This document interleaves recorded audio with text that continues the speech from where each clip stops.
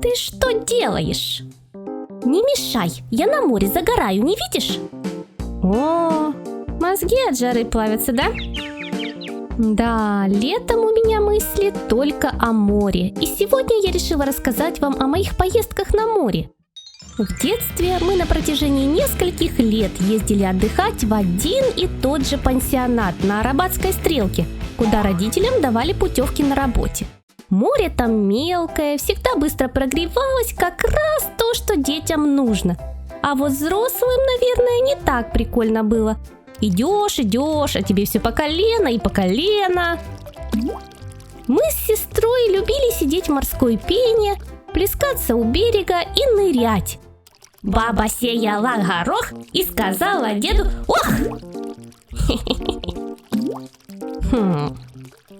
Еще одним нашим любимым занятием было ловить креветок. Их там очень много было.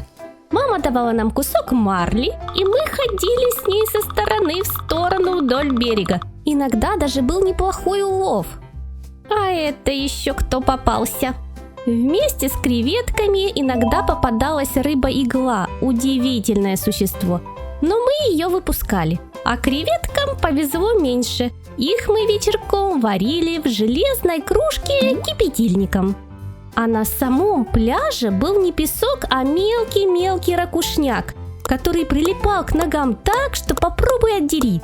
Это сейчас цивилизация, на каждом пляжике душ стоит. Подошел, обмылся, идешь уже чистый к себе в номер. А раньше душа на пляже не было, нужно было вот так дойти до своего корпуса, взять веник, который там специально для этого стоял, и смести все с ног.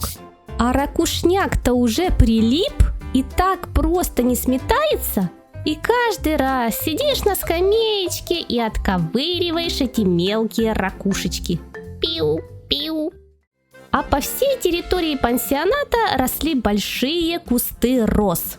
Ну, может, не такие большие, просто я маленькая была. Но надувашки всегда от этого страдали. Прошелся так случайно неаккуратно мимо кустов или же решили поиграть в мяч. Мам, опять! Да, для продавцов надувашек здесь было хлебное место. Еще одним минусом в этом пансионате были комары. Кто хоть раз отдыхал на косе, знает, о чем я говорю. Каждый год мы наблюдали, как над пансионатами летают кукурузники и пытаются потравить этих кровососов. Иногда помогало, а иногда не очень.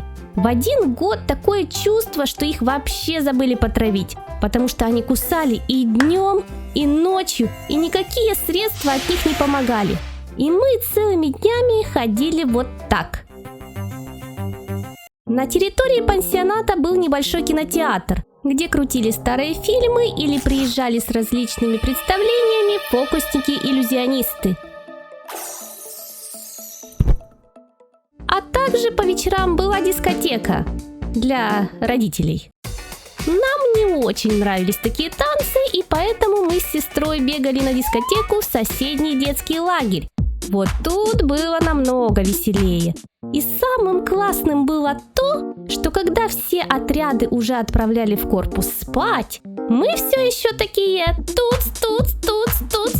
А чё этот отряд спать не идет, а мы уже должны идти? Девочки, вы с какого отряда? И знаете, вспоминая все эти истории с Арабатской стрелки и Азовского моря, я поняла одну вещь. Ти розумієш, як сильно ти це любиш лише тоді, коли в тебе намагаються це відібрати. Але то є наше. Було і буде.